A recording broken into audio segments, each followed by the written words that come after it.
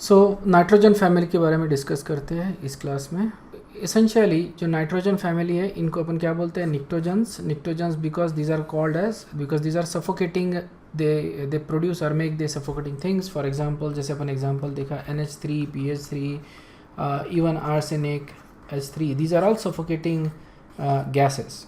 Okay, alright. Bismuth जो है that is a very commercially important compound। सारे के सारे bismuth is basically one of the heaviest element with non-radioactive isotope। that is the heaviest element that is not radioactive। इसकी radioactivity बहुत कम है in fact इसका half life is something like 18 billion years or something like that। ऐसा कुछ तो भी इसका half life is actually more than the age of the universe। okay, इसका half life. So it is radio active, it is very small, it's negligible actually. इसको काफ़ी it occurs as a blue kind like crystalline solid, it looks very pretty. तो काफ़ी जो लोग हैं scientist जिनके पास bismuth, they buy actually buy it and put it in their home as a decorative piece. Okay, even though it is radio active but इसका radio activity बहुत कम है। Okay, so that is the heaviest element जिसको अपन non radioactive isotope बोलते हैं। इसके बाद वाले जो एलिमेंट आते हैं they are actually radioactive after bismuth. Okay, nitrogen is gaseous in nature and it exist as N2, ये अपने को मालूम है। And this is basically because of its high bond energy. Okay, जो नाइट्रोजन की जो ट्रिपल बॉन्ड एंथैल्पी जो होती है दैट इज़ वेरी हाई। अगर इसको मैं कंपेयर करता हूँ विद सिंगल बॉन्ड एंथैल्पी 160, अगर देखा जाए तो ये N2 में जो bond enthalpy that is almost 6 times that of single bond energy, isn't it? तो nitrogen does not like to make single bond because इसका बॉन्ड एंथैल्पी बहुत कम है 160। It actually likes to make triple bond because इस case में इसकी bond enthalpy बहुत ज़्यादा मिल रही है, इससे ज़्यादा फ़ायदा हो रहा है इसका। ओके, उसी तरह से अगर मैं फॉस्फोरस को कंपेयर करता हूँ तो फॉस्फोरस की सिंगल बॉन्ड एंथैल्पी इज़ 209 और ट्रिपल बॉन्ड एंथैल्पी जो होती है that is 490। It's very little actually. Okay, so this is only 2.5 times that of single bond.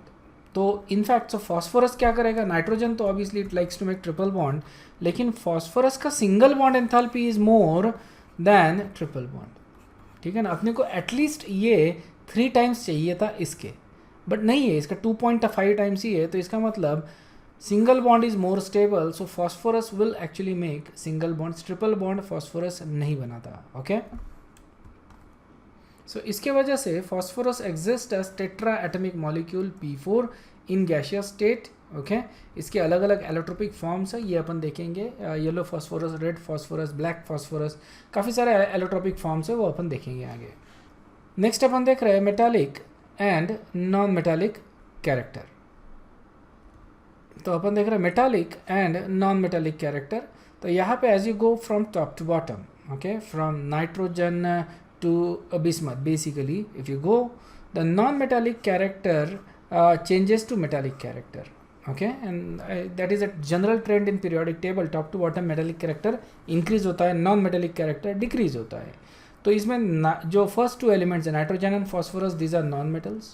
okay, arsenic और एंटीमनी these are metalloids और bismuth is metallic in nature। समझ में आया ना? तो bismuth is metallic, arsenic antimony इनको अपन metalloids बोलते हैं, और नाइट्रोजन फॉस्फोरस ये नॉन मेटल्स है। ओके, इनकी इलेक्ट्रोनेगेटिविटी डिक्रीज होती है gradually as you go down the group. Okay, तो ये अपन टेबल ऑफ फिजिकल प्रॉपर्टीज जब देखेंगे तो उसमें अच्छे से क्लियर हो जाएगा। Then we have electronic configuration. Okay, तो ये तो नाइट्रोजन का हो गया, उसके सबके इसमें अपने को दिख रहा है कि लास्ट शेल में 3 इलेक्ट्रॉन्स आ रहे हैं। okay, which is that, so basically they have half filled electronic configuration। okay, and that is the reason why इनकी ionization energy generally ज़्यादा होती है as compared to other groups। ठीक है, तो electronic configuration अपने को मालूम है। what you need to actually understand is arsenic में you can see that यहाँ पे अपन D insert कर रहे हैं और बिस्मथ में F insert कर रहे हैं। okay, सो इसके वजह से क्या होगा कि आर्सेनिक और बिस्मथ इनकी प्रॉपर्टीज़ थोड़ा बहुत चेंज होगी। ओके, क्योंकि यहाँ पे क्या हो रहा है कि अभी शील्डिंग इफेक्ट जो है वो ज़्यादा आ रहा है, सॉरी शील्डिंग इफेक्ट कम आ रहा है, क्योंकि D ऑर्बिटल और F ऑर्बिटल का शील्डिंग इफेक्ट कम होता है, isn't it?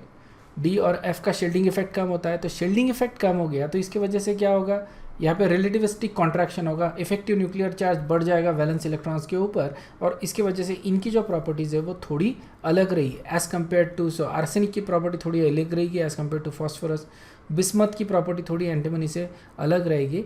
These are talking about physical properties, लेकिन chemical properties are generally they follow the trend. Alright, so electronegativity अगर देखते हैं तो it decreases as you go down the group, isn't it? It is decreasing as you go down the group. तो ये भी अपने को मालूम है।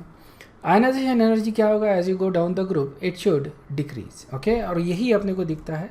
देर इज़ वन एक्सेप्शन दो, कि अगर देखा जाए तो ये जो बिस्मथ है इसकी आयनाइजेशन एनर्जी थोड़ी कम आ रही है as compare to, sorry that's a regular trend, isn't it? तो यहाँ पे कोई अपने को एक्सेप्शन नहीं दिख रहा है। So ionization energy actually decreases as you go down the group, pretty clear trend। First में नहीं मिल रहा है अपने को एक्सेप्शन, सेकंड में अपने को देर इज अ एक्सेप्शन, ठीक है। तो IE2 अगर देखते हैं अपन, second ionization energy, obviously it is more than the first ionization energy, ये रीजनेबल है, ये अपने को मालूम है कि second ionization energy is always higher than the first ionization energy because of increase in effective nuclear charge, ठीक है ना। साइज़ भी छोटा होता है, इफेक्टिव न्यूक्लियर चार्ज भी बढ़ जाता है इलेक्ट्रॉन्स के ऊपर, तो सेकंड आयनाइजेशन एनर्जी ज़्यादा ही होती है। But as you go down the group obviously we expect कि आयनाइजेशन एनर्जी डिक्रीज होनी चाहिए, लेकिन यहाँ पे यू सी कि आर्सेनिक की थोड़ी ज़्यादा है और बिस्मथ की थोड़ी ज़्यादा है, and that is directly correlated with the insertion of D and F orbital. Understood है? ओके, D और F ऑर्बिटल के डालने के वजह से इफेक्टिव न्यूक्लियर चार्ज बढ़ गया इन इलेक्ट्रॉन्स के ऊपर, and as a result of that इनकी आयनाइजेशन एनर्जी ज़्यादा हो गई है as compare to their previous element, ठीक है ना। इनफैक्ट ये जो रहेंगे these numbers are actually higher than expected, okay, जो नंबर होने चाहिए उससे ज़्यादा अपने को मिल रहा है because of the same reason, okay, because of increase in effective nuclear charge. Okay, then we have third ionization energy.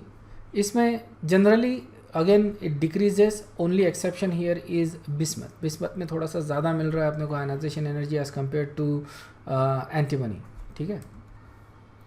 Then we have melting point. Melting point अगर देखेंगे तो nitrogen is actually a gas at room temperature, ठीक है ना, तो that's the melting point of the nitrogen, okay. Boiling point भी देखो काफ़ी कम आ रहा है नेगेटिव में। और अगर मैं फॉस्फोरस देखता हूँ तो फॉस्फोरस के दो एलोट्रोप्स होते हैं, वाइट और रेड फॉस्फोरस। तो वाइट फॉस्फोरस ये इसका मेल्टिंग पॉइंट कम होता है और रेड फॉस्फोरस का मेल्टिंग पॉइंट ज़्यादा होता है। Same thing with boiling point, white का कम है और रेड का ज़्यादा है, okay. White is basically like amorphous form of phosphorus and red is crystalline form of phosphorus. तो वाइट में अपने को जो मेल्टिंग पॉइंट बॉइलिंग पॉइंट है वाइट का कम होता है, रेड का ज़्यादा होता है, ओके। मेल्टिंग पॉइंट अगर आर्सेनिक का देखें तो that is significantly high, arsenic का सबसे ज़्यादा आ रहा है। That can again be attributed to d electrons, ठीक है। डी इलेक्ट्रॉन्स की वजह से शील्डिंग इफेक्ट कम हो रहा है, उसकी वजह से साइज ज़्यादा डिक्रीज हो जाता है इसका, and as a result of that we get higher melting point because यहाँ पे ज़्यादा इलेक्ट्रॉन्स एक्चुअली इंटरेक्ट कर रहे हैं दूसरे एलिमेंट्स के साथ, so you get higher melting point, okay, and then it decreases. So in general अगर देखा जाए तो there is a increase up to arsenic and then it decreases from arsenic to bismuth, ठीक है ना, फिर उसके बाद डिक्रीज होता है बिस्मथ तक। अगर बॉइलिंग पॉइंट देखें अपन, same trend, okay, it should increase. So यहाँ पे बॉइलिंग पॉइंट में देखो इंटरमोलिकुलर फोर्सेस के ऊपर डिपेंड करता है बॉइलिंग पॉइंट, तो यहाँ पे क्रिस्टलाइन स्ट्रक्चर की तो कोई बात नहीं आती है, isn't it. So as a result of that जो इंटरमोलिकुलर फोर्सेज जो होते हैं, मतलब van der Waals forces, okay, van der Waals forces जो होते हैं that actually increases as you go down the group because the size is increasing, बराबर है, साइज इंक्रीज हो रहा है, इसकी वजह से van der Waals forces increase हो रहे हैं, उसकी वजह से अपना जो बॉइलिंग पॉइंट है वो इंक्रीज होगा, ओके। मेल्टिंग पॉइंट में हमको क्रिस्टलाइन स्ट्रक्चर भी देखना पड़ता है, इसलिए थोड़ा सा अब नॉर्मल ट्रेंड अपने को मिलता है मेल्टिंग पॉइंट के केस में, लेकिन बॉइलिंग पॉइंट के केस में as you can see it actually goes on. Arsenic जो है it actually sublimes at 615 Celsius, okay. Atomic radius increases as you go down the group, that should be fine, yeah, it increases as you go down the group. That is expected basically, यहाँ पे कोई abnormality अपने को नहीं मिलेगी. But arsenic और अगर bismuth को कंपेयर किया जाए तो देखो इनका साइज़ एक्सपेक्टेड से छोटा है because of D and F electron. समझ में आया ना, एक्सपेक्टेड से छोटा आ रहा है और इसकी वजह से इनकी प्रॉपर्टीज़ थोड़ी चेंज होती है. Then we have oxidation states सबके. तो नाइट्रोजन काफ़ी सारे ऑक्सीडेशन स्टेट्स दिखाता है. It goes from -3 to +5. Next slide में मैं तुम्हारे को इसके कंपाउंड्स भी दिखा दूंगा in this oxidation state. So nitrogen actually has humongous number of oxidation states. You can see that arsenic, bismuth, arsenic, phosphorus, arsenic, antimony and bismuth. ठीक है ना, ये जो एलिमेंट्स है इनमें +3 और +5 ऑक्सीडेशन स्टेट मिल रहा है अपने को. ये अपन इलेक्ट्रॉनिक कॉन्फ़िगरेशन से बता सकते हैं. इनका जो जनरल इलेक्ट्रॉनिक कॉन्फ़िगरेशन अपन लिखते हैं NS2NP3. ठीक है ना, ये इनका जनरल ऑक्सीडेशन स्टेट हो गया. 3 इलेक्ट्रॉन निकले तो +3 का निकलेगा ऑक्सीडेशन स्टेट, और ये पूरे निकल गए वैलेंस शेल के तो +5 निकलेगा. And as you go down the group क्या होता है, as you go down the group +3 की स्टेबिलिटी क्या होती है, decreases. Okay, as you go down the group +3 की स्टेबिलिटी डिक्रीज होती है एंड +5 की स्टेबिलिटी इंक्रीजेस. ठीक है ना, +3 की स्टेबिलिटी डिक्रीज होगी, +5 की स्टेबिलिटी इंक्रीज होगी. Okay, that is how it is. Clear है क्या ये? Okay, we don't care about abundance, so that's fine. Physical state obviously nitrogen as a gas, everything else is a solid. Okay, और ये अपने को melting point से मालूम गिरता है, सॉरी बॉइलिंग पॉइंट से मालूम गिरता है, मेल्टिंग पॉइंट से भी मालूम गिरता है. It generally increases. सिर्फ मेल्टिंग पॉइंट का ऑब्वियसली आर्सेनिक का सबसे ज़्यादा होता है. Anyway, they are solid. Okay, तो देखो यहाँ पे जो बात कर रहे हैं अपन, that is basically red and white phosphorus. Okay, red और वाइट फॉस्फोरस की बात कर रहे हैं. दोनों के दोनों solid actually at room temperature. White phosphorus का जो मेल्टिंग पॉइंट होता है that is very low. Okay, 44 degree Celsius है, तो it actually melts very easily. So anyway, मतलब just to point it out कि even at room temperature it is a solid. Okay, density क्या होता है, melting point boiling point नीचे increase हो रहा है तो ऑब्वियसली डेंसिटी जनरली इंक्रीज होती है. ठीक है ना, तो that increases. So remember, density, melting point, boiling point, it all increases in general up to, मतलब सो मेल्टिंग पॉइंट का ध्यान में रखना. Arsenic actually has the highest melting point. Atomic radii increases, we just saw that. ठीक है ना, तो graph, ये जो टेबल है, ये टेबल से ही आपको काफ़ी कुछ सीखने को मिलता है. Okay, then we have ionization energies. Ionization energies decrease होती है as you go down the group. ठीक है ना, नाइट्रोजन का जो आयनाइजेशन एनर्जी है that is exceptionally high. Okay, and the reason for that is basically small size and half filled electronic configuration. ये दो रीज़न है. Okay, half filled electronic configuration is applicable to all of these. ठीक है ना, सभी के लिए half field applicable है, लेकिन नाइट्रोजन इज़ वेरी स्मॉल, तो इसके वजह से इसका आयनाइजेशन एनर्जी बहुत ज़्यादा है. Okay, all elements of this group have 5 electrons in their valence shell. ठीक है, 5 इलेक्ट्रॉन्स इनके वैलेंस शेल में होते हैं.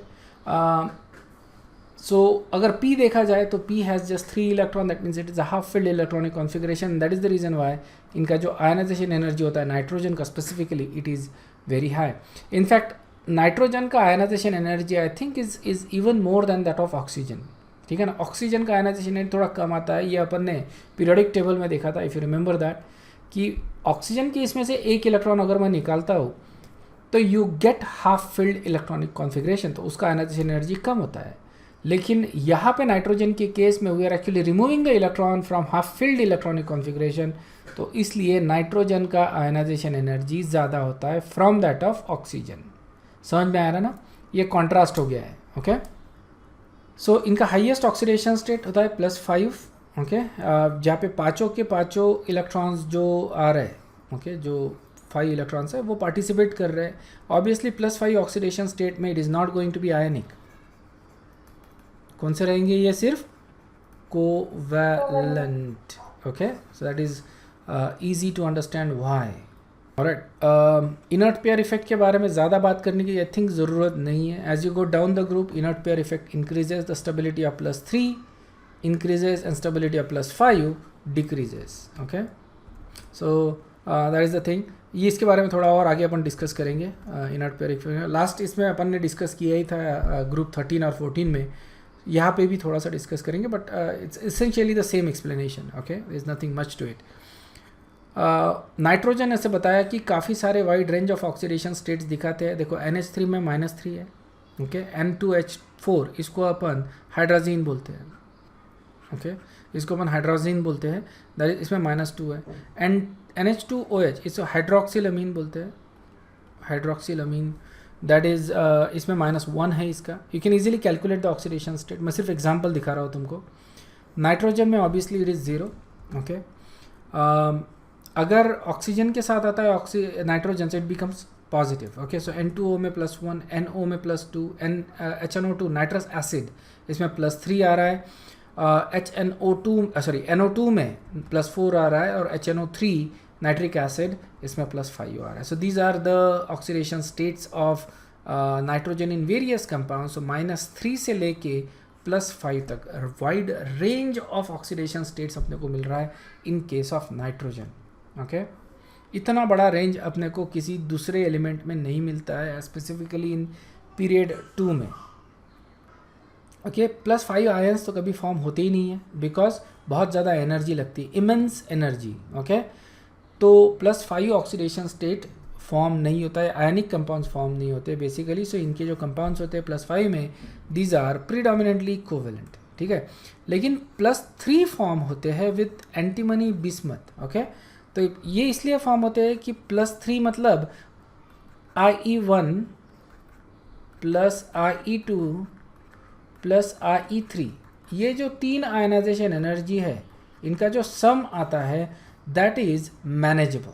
ठीक है, ये तीनों की आयनाइजेशन, जैसे अपन टॉप टू बॉटम जाते हैं तो ionization energy decreases, right. Antimony और बिस्मथ ये सबसे नीचे में आ रहे हैं, तो इनका जो आयनाइजेशन एनर्जी है वो लो रहेगा पूरे ग्रुप में. तो 3 इलेक्ट्रॉन निकालने के लिए मेरे को बहुत ज़्यादा एनर्जी नहीं लगानी पड़ेगी. Okay, and as a result of that they can exist in +3 ionic state. बाकी कोई भी एलिमेंट जो है इसमें +3 आयनिक स्टेट में नहीं मिलेंगे अपने को. ठीक है, nitrogen can in some cases exist in minus oxidation state, but +3 oxidation state में हमको सिर्फ एंटीमनी और बिस्मथ ही मिलते हैं. +5 में कोई भी नहीं मिलता. क्लियर है क्या? Next is fluorine. फ्लोरीन के साथ अगर मैं रिएक्ट करवाता हूँ तो they can have negative oxidation state, because fluorine being the most electronegative element. तो यहाँ पे अपने को नेगेटिव ऑक्सीडेशन स्टेट मिलता है, and they can form ionic bonds. Okay, so यहाँ पे fluorine is the only element that can actually make ionic compounds with these elements. Okay, इसमें एंटीमनी और बिस्मथ की बात कर रहे हैं. ओके, इसी केस में अपने को मतलब F, SB एंड Bi. ठीक है ना, तो फ्लोरीन जब इनके साथ बाइंड होगा तो ही अपने को इलेक्ट्रोनेगेटिविटी डिफरेंस इतना मिलता है. इफ़ यू रिमेंबर, हमको चाहिए जो डिफरेंस है electronegativity, that should be more than 1.7. ठीक है ना, यस और नो? याद है क्या? 1.7 से अगर ऊपर डिफरेंस है तो we get predominantly ionic bond. 1.7 से नीचे अगर है तो we get predominantly covalent bond. अगर 1.7 आता है exactly, so it is 50% ionic, 50% covalent. Okay, so इसी 2 केसेस में हमको जो इलेक्ट्रोनेगेटिव डिफरेंस है that is more than 1.7. So SbF3 and BF3 they exist as ionic solids. Clear है ये? So this is very important to remember this कि these are the only compounds that are actually ionic in this. So nitrogen अगर देखा जाए तो it can exist in M3 minus state. Obviously इस तरह का state बाकी elements के लिए it is very rare. Okay, but nitrogen can exist in tri-negative state. Okay,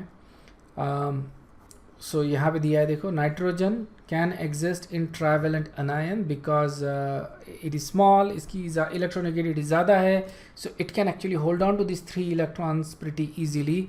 As a result of that, it can exist in -3 state. बाकी elements it cannot. Okay, so as a result of that, अगर N 3- की बात करें तो nitrogen can only have this kind of state, okay.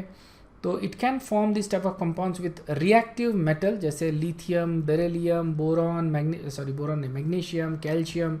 तो इस तरह के रिएक्टिव एलिमेंट के साथ nitrogen can have ionic compounds, okay. Ionic nitrides अपने को मिल रहा है विथ नाइट्रोजन। तो इसके लिए अपन सोडियम भी ले सकते हैं, okay. But lithium nitride, if you remember group 1 में अपन ने देखा था, और मैग्नीशियम नाइट्राइड, लिथियम और मैग्नीशियम का डायगोनल रिलेशनशिप आता है, ओके।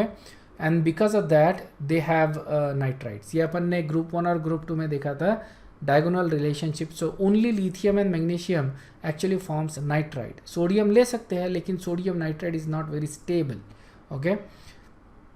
उसी तरह से अभी ऑब्वियसली मैग्नीशियम अगर नाइट्राइड बना रहा है तो उसके ऊपर का भी बनाएगा, बेरिलियम भी बनाता है, एंड फॉर्चुनेटली और incidentally you can say calcium also make a nitride, ठीक है ना। सो मैग्नीशियम के ऊपर वाला और मैग्नीशियम के नीचे वाला ये भी नाइट्राइड बना रहे हैं, क्लियर है। So that's how you correlate it, because of the diagonal relationship तुमको लिथियम और मैग्नीशियम नाइट्राइड मिल रहा है, उसी की वजह से तुम से बेरिलियम और कैल्शियम नाइट्राइड भी मिल रहा है, ओके। सो इनकी इलेक्ट्रोनेगेटिविटी कम है बेसिकली, फॉस्फोरस, आर्सेनिक, एंटीन। तो इनके जो कंपाउंड्स होते हैं they are basically covalent in nature. अगर तुम देखोगे यहाँ पे सो काफ़ी सारी चीज़ें वही रिपीट होती है, ओके। पी ब्लॉक में तो थियोरी अगर तुम कम करो इसका तो ज़्यादा बेटर रहेगा। रिएक्शंस के ऊपर फोकस करो, just pay attention to the reactions. Theory is very general. अगर तुमको ग्रुप 13 और 14 समझ में आया है तो ग्रुप 15 भी समझ में आ जाएगा, इट्स दैट ईजी, ओके। सिर्फ कोरिलेट करना है चीज़ों को। Pay attention to the reactions, anything that is not easily remembered, उस सारी चीज़ों को ही ध्यान में रखो। बाकी थियोरी जो है you can lot of it actually just speed read कर दो उसको, तो it will save lot of your time and that will also reduce the frustration कम आएगा तुमको। अदरवाइज यू जस्ट रीडिंग, ये चैप्टर ख़त्म नहीं होंगे, ओके। जैसे मैंने लास्ट क्लास में भी बताया था कि एनसीईआरटी के बुक में से भी तुम इसको पढ़ सकते हो, that should be okay, okay. जो है it is not able to extend its coordination number beyond 4, बराबर है। नाइट्रोजन का कोऑर्डिनेशन नंबर 4 से ऊपर नहीं हो सकता है, लेकिन बाकी जो एलिमेंट है जैसे कि फॉस्फोरस, आर्सेनिक, एंटीमनी, इनका कोऑर्डिनेशन नंबर 5 भी हो सकता है, 6 भी हो सकता है, इससे ज़्यादा हो सकता है, because of availability of D orbital, बराबर है। एम्प्टी डी ऑर्बिटल है इनके पास, तो इसके वजह से ये कोऑर्डिनेशन नंबर अपना बढ़ा सकते हैं, ओके। सो ये भी चीज़ नहीं है बेसिकली, मैं इसलिए बता रहा हूँ ये because some of you may have forgotten this, okay. तो इसलिए अपने को ये बताना पड़ता है, इसलिए मेरे को पढ़ाना पड़ता है, अदरवाइज ये सारी चीज़ें हमने कवर की है। This is not new to you, okay, it's already basically old news. तो इसके वजह से इनका जो इलेक्ट्रॉनिक कॉन्फ़िगरेशन बनता है या हाइब्रिडाइजेशन बनता है वो है sp3d, sp3d2, यहाँ पे 5, यहाँ पे 6 का कोऑर्डिनेशन नंबर आ रहा है, तो PCl5, PCl6 माइनस, ठीक है ना। तो इस तरह के एलिमेंट्स यहाँ पे ये जो रहेंगे ये न्यूट्रल कंपाउंड रहेंगे हमेशा, ये अनायंस रहेंगे हमेशा, ओके। सो ये अनायंस और ये न्यूट्रल, तो इस तरह से अपने PCl5, PCl6 आयन इस तरह के कंपाउंड्स अपने बन रहे हैं यहाँ पे, okay. Nitrogen does not function as Lewis acid, ठीक है। The reason for that, Lewis acid मतलब electron acceptor. Now nitrogen always complete its octet. जब ऑक्टेट कंप्लीट हो जाता है it does not have any vacant space for accepting the electron, okay. लेकिन if you look at phosphorus for example, तो phosphorus में you have a d orbital, octet complete करने के बाद भी you actually have a d orbital. Antimony, bismuth, ये सारे compounds में there is a d orbital, तो ये एक्सेप्ट किया जा सकता है, इलेक्ट्रॉन्स इसमें एक्सेप्ट किए जा सकते हैं, and it can behave as a Lewis acid. ये पॉइंट बहुत इंपॉर्टेंट है क्योंकि इजीली ध्यान में नहीं रहता है, but remember they behave as a Lewis acid.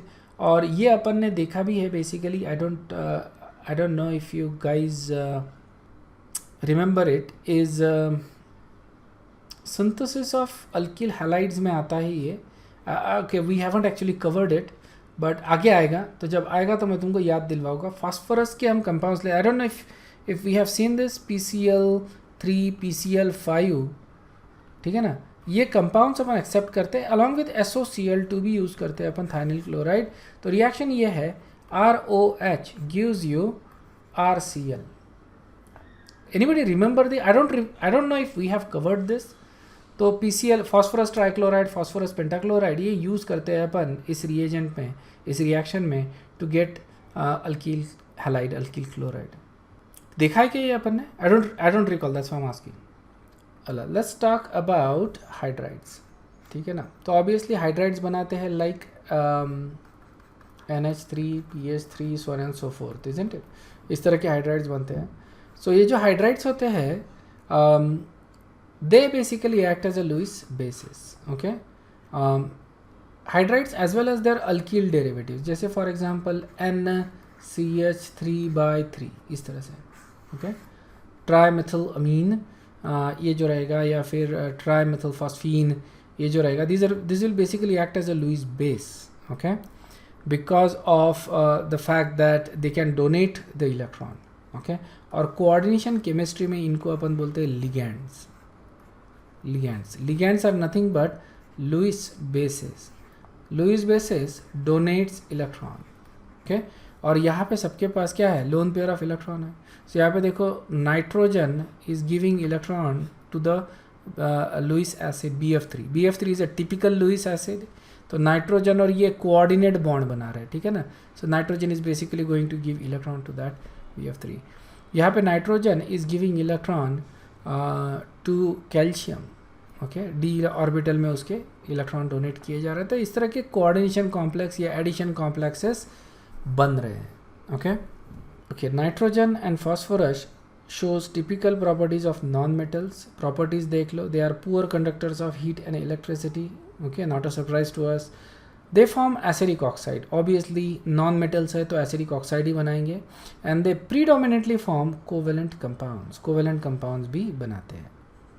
Poor conductors of heat and electricity. Okay, acidic oxide है एंड कोवेलेंट कंपाउंड्स बनेंगे इनके because of non metallic nature. So the stability of +3 increases as you go down the group and +5 decreases as you go down the group. Okay, so if you look at that thing as you go down the group, the stability क्या हो रही है? decrease हो रही है. Okay, so you can say इस side में decrease हो रही है +3 की. Sorry, I think that's fine. I mean, what I'm saying is like as you go down the group, the stability. So this is the down the group. Okay, arsenic, antimony, bismuth. So stability क्या हो रही है? Increase हो रही है यहाँ पे. And as you go down the group, +5 की stability decrease हो रही है. Okay, so that is again down the group decrease हो रही है. Okay, तो यहाँ पे अगर देखा जाए तो बिस्मथ का +3 ऑक्सीडेशन स्टेट ज़्यादा स्टेबल है और आर्सेनिक का +5 ऑक्सीडेशन स्टेट ज़्यादा स्टेबल है. Okay, as compare to the other oxidation state. तो अगर बिस्मथ में +5 में लेता हो तो it will get converted into +3, isn't it? So it is going to be a good oxidising agent क्योंकि ये रिडक्शन रिएक्शन है. So bismuth +5 is a good oxidising agent. Okay, ठीक है ना. ऑक्सीडाइजिंग एजेंट है, इसका रिडक्शन होगा. और उसी तरह से अगर आर्सेनिक +3 लेता हूँ मैं, okay, these salts will lose 2 electron. ये 2 इलेक्ट्रॉन लूज होके इसमें कन्वर्ट हो जाएगा. So this is going to be a good reducing agent. Understood है ना?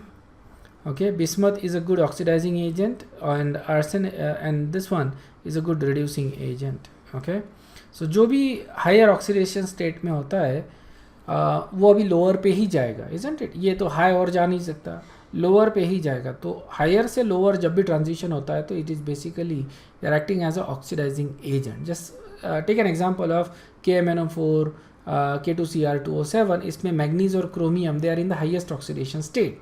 सो they can only behave as a oxidizing agent, not as a reducing agent. And that's what we see. KMnO4, K2Cr2O7 they are very strong oxidizing agent. Okay, next जो principle अपन देख रहे हैं that is nature of oxide. ठीक है ना. सो essentially इनके जो ऑक्साइड्स होते हैं, ओके, वी नो कि नाइट्रोजन और फॉस्फोरस इनके जो ऑक्साइड्स रहेंगे they are going to be acidic. They are going to be acidic because these are non metals. Okay, non metals है तो इनके ऑक्साइड्स जो एसिड ये जो है वो एसिडिक होते हैं. You probably know that phosphorus pentoxide, phosphorus trioxide, these are basically acidic oxide. Okay, but as you go down the group, the acidity जो है वो decrease होती है और basicity actually increases क्योंकि metallic character increase हो रहा है. metallic character increase हो रहा है top to bottom, तो basicity या basic nature also increases. Okay, as you go down the group, and that's exactly what we see. Arsenic और antimony के जो oxide, these are very similar to phosphorus oxide. Okay, arsenic और antimony के जो oxides है, these are amphoteric. और यहाँ पे देखो बिस्मथ. ओके, बिस्मथ का जो ऑक्साइड रहेगा B2O3, दैट इज बेसिक. यहाँ पे bismuth is in again +3 oxidation state. ठीक है ना, +3 के स्टेट में है बेसिकली बिस्मथ. और यहाँ पे अगर अपन एंटीमनी देखेंगे, so that is actually also in +3 oxidation state, isn't it, +5 actually. Okay, यहाँ पे +3 में आ रहा है, +3 and this is +5. Okay, this is +3 and this is +5. Okay, तो ये ऑक्साइड, सो ऑब्वियसली इस केस में +5 वाले ज़्यादा स्टेबल है, यहाँ पे +3 वाला ज़्यादा स्टेबल है. Okay, is this clear? As you go down the group for oxides, the basic nature increases, acidic nature decreases. So these are the oxides. और नाइट्रोजन के देखो काफ़ी सारे ऑक्साइड्स है. ओके, नाइट्रोजन के काफ़ी सारे ऑक्साइड्स है and they're all acidic actually. इसमें से आई थिंक NO जो है that is actually like in neutral. There are certain oxides that are actually neutral. अपन आगे देखने ही वाले इनके ऑक्साइड्स न्यूट्रल या न्यूट्रल बिहेवियर करते हैं, but they are treated as acidic oxide in this particular classification. Clear है? Another review question. +3 oxidation state of bismuth is more stable than +5 oxidation state due to.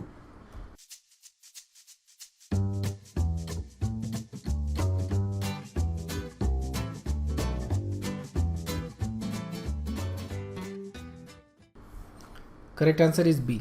Inert pair effect के वजह से इसका bismuth का +3 oxidation state जो है जो ज़्यादा स्टेबल होता है एंड +5 लेस स्टेबल होता है.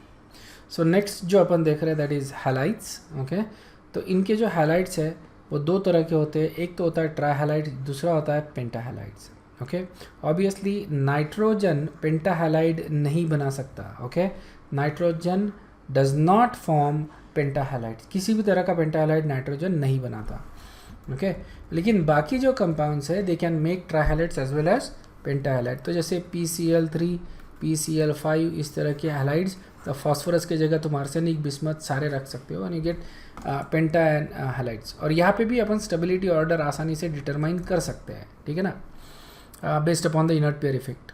सो as you go down the group, covalent nature of the bonding decreases. Metallic character increase हो रहा है, इजंट इट. इलेक्ट्रोनेगेटिविटी डिक्रीज होगा as you go down the group.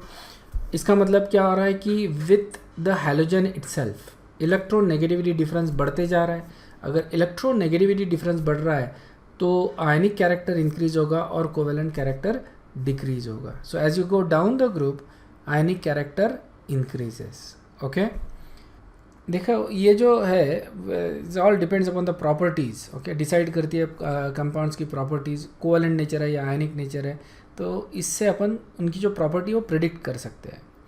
NCl3 and PCl3 these are basically covalent compounds. Okay, but BiCl3 that is ionic in nature. Okay, और अगर मैं BiCl5 लूँ and BiCl3 लूँ तो obviously BiCl3 is more stable than BiCl5, क्योंकि यहाँ पे again 4th और 5th बॉन्ड बनाने के लिए बहुत ज़्यादा एनर्जी लगेगी and that's the reason why BiCl3 is actually more preferred in this particular case.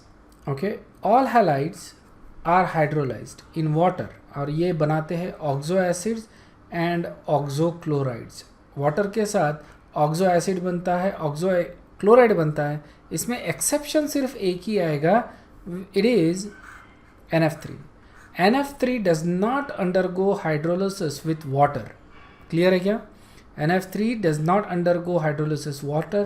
बाकी जो हैलाइड्स है दे अंडरगो हाइड्रोलिसिस और इसमें अपने oxo acids and oxo chlorides मिलते हैं. तो देखो किस तरह से PCl3, ठीक है ना, PCl3 को मैं हाइड्रोलाइज कर रहा हूँ with water, we get phosphoric acid, sorry phosphorus acid H3PO3. ठीक है ना, ये मिल रहा है अपने को. एंटीमनी क्लोराइड को अगर मैं हाइड्रोलाइज करता हूँ तो ये हो गया SbOCl, दैट इज एक्चुअली ऑक्सोक्लोराइड, ठीक है ना, ये हो गया oxychloride and this is a orange precipitate antimony oxychloride. क्या बोलेंगे इसको, बताओ, एंटीमनी ऑक्सीक्लोराइड। इसका कलर क्या है, orange precipitate. This can be used for identification of antimony या व्हाटएवर, जो भी करना है करो इससे, it's not that important, but you know most of the things जो अभी तक अपन ने देखा, these are basically so basic कि it is not you know it doesn't have much of a weightage. ये थोड़ा सा यहाँ पे वेट आता है। यहाँ पे BiCl3 अगर लेता हूँ मैं, उसको हाइड्रोलाइज करता हूँ तो बिस्मथ ऑक्सीक्लोराइड मिल रहा है मेरे को, that is white precipitate. Okay, और then we have trihalides जैसे PF3। Okay, they all have pyramidal structure in gaseous state according to VSEPR theory. ये अपने को मालूम है। इसका हाइब्रिडाइजेशन क्या होता है पिरामिडल स्ट्रक्चर का, sp3, बराबर है ना, पिरामिडल स्ट्रक्चर है, sp3 है। All of these elements actually have one loan pair of electron on the central atom, जिसकी वजह से अपने को pyramidal structure, this is basically like ammonia. NH3 का जो शेप होता है उसी तरह का शेप है, सिर्फ बॉन्ड एंगल ज़्यादा रहेंगे as compare to ammonia. Ammonia का bond angle we know 109.5, sorry 107.5। यहाँ पे जो बॉन्ड एंगल्स आएंगे वो थोड़े ज़्यादा रहेंगे because the larger size of the atom. Next अपन देख रहे हैं रिएक्टिविटी। रिएक्टिविटी कैसी है, सो नाइट्रोजन तो ऑब्वियसली अनरिएक्टिव है ना, नाइट्रोजन की कोई खास रिएक्टिव नहीं है, इसीलिए it is basically found as N2 in the atmosphere. Okay, लेकिन फॉस्फोरस अगर देखा जाए, फॉस्फोरस एग्जिस्ट एज, ये जो है ये P4 की बात कर रहे हैं अपन, phosphorus exist as P4, it catches fire when it is expose to air, और ये बर्न होके फॉस्फोरस पेंटॉक्साइड बनाता है and this is spontaneous. Okay, phosphorus जो है P4 plus O2 gives you P4O10. Okay, popular reaction है basically. In fact, it gives you white fumes of phosphorus pentoxide. White fumes दिखते हैं इसके. Okay, and that is the reason why it is stored under water. Water के साथ ये react नहीं होता है. To prevent the contact with the oxygen, it is stored under water. Okay. So ये ध्यान में रखना है कि हम white phosphorus, white phosphorus, it is being stored under water. Okay, red phosphorus is actually stable in air, तो इसको कोई करने की ज़रूरत नहीं है, इसको पानी वानी में स्टोर करने की ज़रूरत नहीं है। It is quite stable in air. It is unreactive or less reactive than white phosphorus. Arsenic is also stable in air, but it tarnish to a moist air. Basically अगर moist air है तो उसमें ये tarnish हो जाता है and it will give brown and black tarnish. Okay, इसका oxide बन रहा है basically brown and black oxide, arsenic oxide. Almost silvery लगता है basically when it gets tarnish, तो ये सिल्वरी दिखता है। Okay, arsenic. Then we have antimony that is less reactive and it is also stable towards water, air, whatever, so it does not get tarnish. ठीक है ना, arsenic tarnish हो रहा है लेकिन एंटीमनी एयर में टार्निश नहीं होता, और आर्सेनिक देखो मॉइस्ट एयर में टार्निश हो रहा है, मतलब ऑक्सीडेशन हो रहा है। जो ग्रुप 14 के एलिमेंट्स है, they all form volatile hydrides of formula MH3 type which are poisonous and foul smelling gases. Remember pnictogens, P silent है, because of that they are called as pnictogens. Pnictogens basically means suffocating gases. Ammonia, PH3, ASH3, these are all suffocating gases. Clear है ना? सब लोग को? हाँ, हम क्या expect करते हैं कि बॉइलिंग पॉइंट इंक्रीज होना चाहिए। We do see that actually boiling point हम इंक्रीज देखते हैं, बट NH3 जो है that actually has a exception. NH3 थोड़ा सा एक्सेप्शन होता है। NH3 has a little bit of exception in here, primarily because of the fact that it makes a hydrogen bonding. Clear है? Because of the hydrogen bonding, इसका जो boiling point है that is very high. Okay? Understood है ना ये? Okay, PH3, ASH3 और SbH3, as you go down the group, you can see that इस case में इनका boiling point increase हो रहा है, isn't it? Boiling point increase होता है. The reason for that is basically van der Waals forces. Okay? Van der Waals force है, increase हो रहा है. So we would expected ammonia to have the lowest boiling point. वैसा नहीं है, ammonia का बॉइलिंग पॉइंट ज़्यादा है because of the hydrogen bonding. Okay, BiS3 is very unstable, you can see that, and that is the reason why we don't include it in this list. उसको यहाँ पे लिया नहीं है. Okay, bond angle जो होते हैं it decreases as the atomic size increases, electronegativity decreases. This is also sensible. bond angle decrease हो रहा है. Okay, क्योंकि size जो है, जैसे जो central element होता है, okay, जैसे कोई element लेते हैं X, okay, और इसका hybridisation will just keep it as sp3. तो ये है H और ये इलेक्ट्रॉन्स है. तो जैसे जैसे अपन नीचे जाते हैं, ये जो सेंट्रल एलिमेंट होता है इसका साइज़ तो बढ़ेगा, इजंट इट? इसका साइज़ बढ़ते जाएगा. अगर इसका साइज़ बढ़ गया तो ये जो इलेक्ट्रॉन्स है ये ज़्यादा डिफ्यूज़ होंगे, इजंट इट? ज़्यादा डिफ्यूज़ होंगे. अगर ये ज़्यादा डिफ्यूज़ होंगे जैसे जैसे अपन नीचे जाएंगे तो this are going to get more diffuse. तो इसका मतलब ये जो फोर्स है, bond electron pair bond repulsion, ये बढ़ते जाएगा और ये बॉन्ड को इस तरह से एक तरह से पुल करेंगे नीचे, ठीक है, पुश करेंगे नीचे. तो बॉन्ड एंगल जो है वो डिक्रीज होते जाएगा, ठीक है.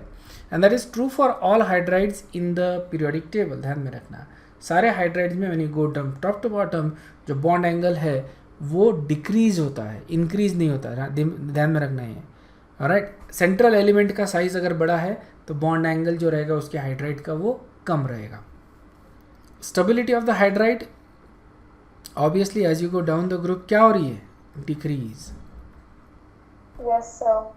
सब लोग यस सर. ओके, देखो पढ़ाते समय भी मेरे को पेशेंटली पढ़ाना पड़ता है और तुमको भी इसका मतलब आता है कि पढ़ते समय पेशेंसली पढ़ो इसको. Reason for that is exhausting topic होता है. It's not difficult, it's just lot to go through this. Nitrogen differs from other elements because it forms strong pi bonds. बराबर है, पी पाई बॉन्ड बनाता है. Multiple bonds nitrogen में वही बनते हैं. ओके, पी पाई बॉन्ड तो nitrogen में बन ही नहीं सकते because it doesn't have D orbital. But बाकी जो एलिमेंट्स है वो पी पाई बॉन्ड बनाते हैं. ओके, बाकी जो एलिमेंट्स रहेंगे phosphorus, arsenic, antimony, they can actually make P pi bond.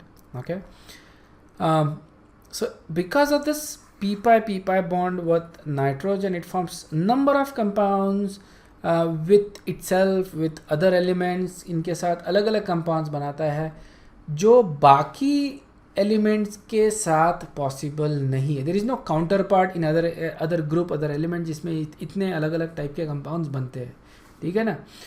Carbon is probably the only exception I guess in this regard. So second most versatile element अगर तुम बोलते हो after carbon is basically a nitrogen. Versatile, okay, क्योंकि काफ़ी ज़्यादा elements के साथ ये बॉन्ड बनाता है. देखो नाइट्रेट, नाइट्राइड, अजाइड बनाता है, cyanide, nitrous oxide, NO2, N2O4, N2O3, इस तरह के ऑक्साइड. N2 तो ऑब्वियसली अजो कंपाउंड्स बनाता है, डायजो कंपाउंड, ठीक है ना. इस तरह के कंपाउंड्स बना रहे. दीज आर यूनिक कंपाउंड्स जो नाइट्रोजन बनाता है बट अदर एलिमेंट्स में पॉसिबल नहीं है. ओके, सो बेसिकली ये क्यों हो रहा है? क्योंकि इसका साइज़ छोटा है. ओके, जिसके वजह से जो बॉन्ड बनेंगे, मल्टीपल बॉन्ड जो बनेंगे, these are going to be strong bond. Size छोटा रहने की वजह से जो पाई बॉन्ड्स बनते हैं they become strong. So that's why nitrogen actually makes very easily pi bonds. Okay, इनके जो ऑक्साइड्स होते हैं N2O3, N2O5, दीज आर मोनोमरिक. कैसे है? मोनोमरिक है नाइट्रोजन के oxides. Okay, trioxides and pentoxides of other are actually dimeric. जैसे फॉस्फोरस के लेके this is trioxide, this is pentoxide, these are actually dimeric, ठीक है ना. तो नाइट्रोजन के ऑक्साइड्स जो आ रहे हैं दीज आर मोनोमरिक ऑक्साइड्स और ये जो आ रहा है that is dimeric. Okay, remember इसी तरह के ऑक्साइड आर्सेनिक और बिस्मथ भी बनाता है, isn't it. So these are basically going to be arsenic, antimony and bismuth. So these are going to be dimeric in nature. इनका स्ट्रक्चर अपने syllabus में है, अपने को देखना है आगे. Okay, phosphorus and heavier elements of this group they show p pi d pi bond. Okay, phosphorus जब भी किसी एलिमेंट के साथ बॉन्ड बनाता है, जैसे यहाँ पे अगर फॉस्फोरस ऑक्सीजन डबल बॉन्ड है तो इसमें से एक बॉन्ड जो रहेगा that is p p pi, और जो दूसरा बॉन्ड रहेगा that is going to be p pi d pi, ठीक है ना. That is always the case with phosphorus. Likes to make p pi d pi bond. Let's take a review question. The correct order of boiling point of hydrides of nitrogen family is.